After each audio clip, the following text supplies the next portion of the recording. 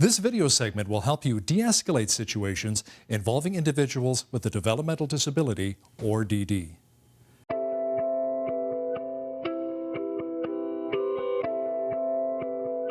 Individuals with developmental disabilities may become more quickly stressed or agitated in situations that they don't fully understand or feel supported. The person may exhibit challenges and/or traits that you are not familiar with or comfortable with.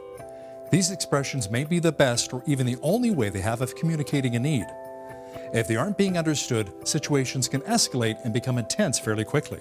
Individuals with developmental disabilities may become more quickly stressed or agitated in situations they don't fully understand or feel supported.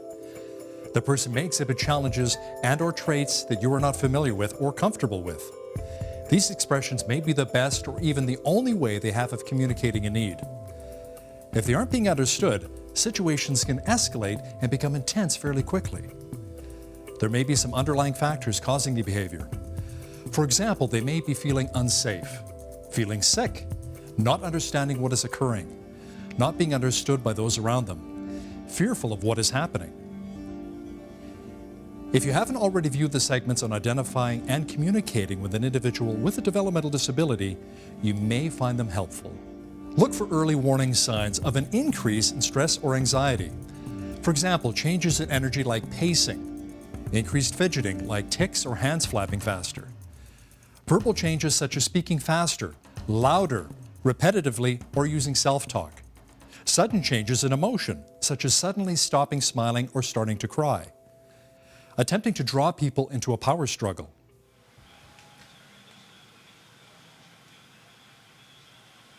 Thomas, Yes? I've already asked you a couple times to turn that off. Please turn it off and go clean your room. Nope. You've had your 20 minutes. Now let's turn it off, please. Nope. You turn it off, or I'm going to go turn it off. Nope.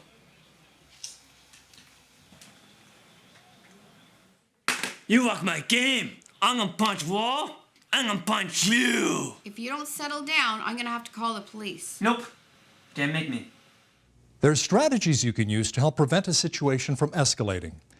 Here is Dr. Jessica Jones, Associate Professor of Psychiatry and Psychology, Queen's University, and Clinical Director of the Developmental Disabilities Consulting Program.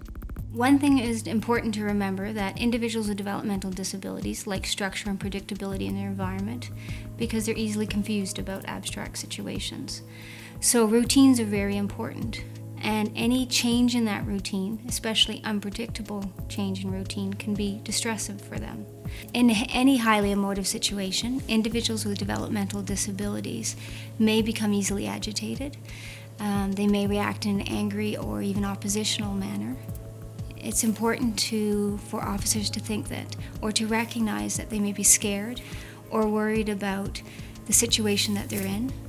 They may not understand what is being asked of them. They may not understand the environment that they are in. Therefore, being empathetic to their level of distress is going to help in any interaction. Also, we need to remember that individuals with developmental disabilities, majority of their decisions made for them are made by others. So officers need to be sympathetic to the limited control that they have over their lives.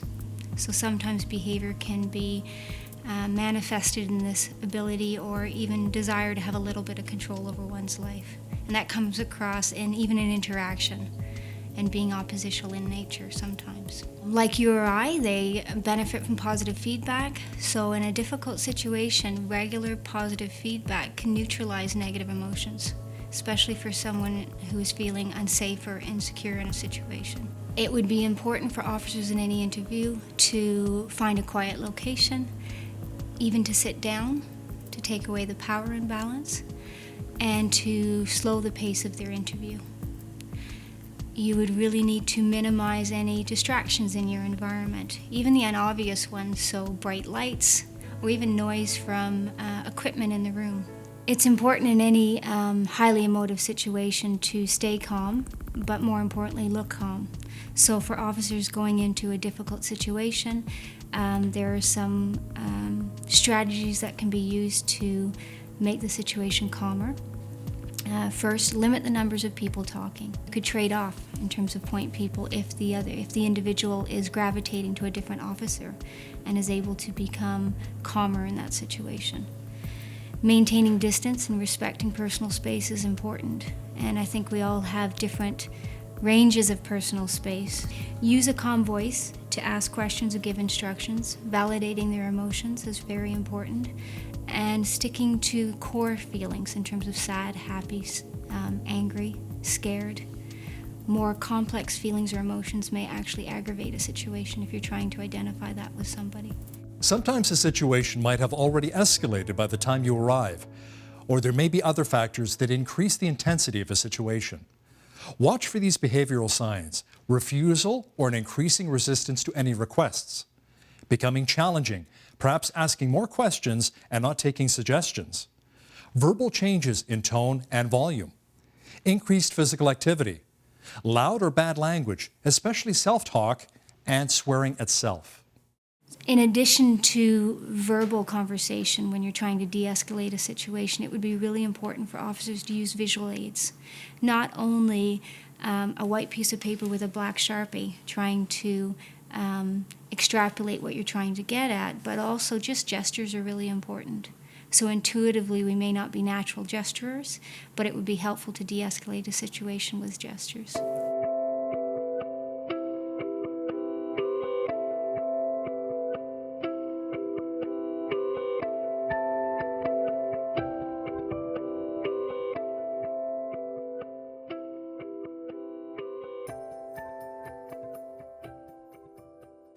Thomas, I told you I was going to call the police. Thomas, what's going on?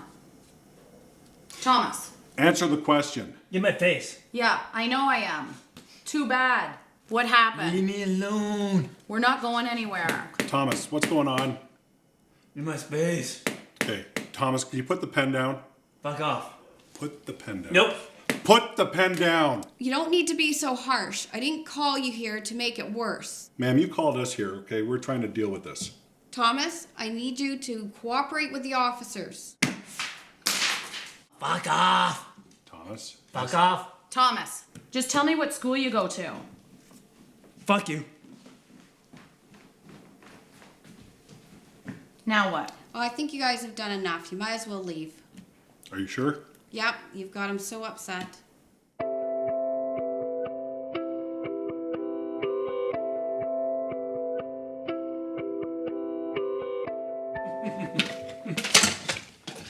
Thomas, the police are here to talk to you.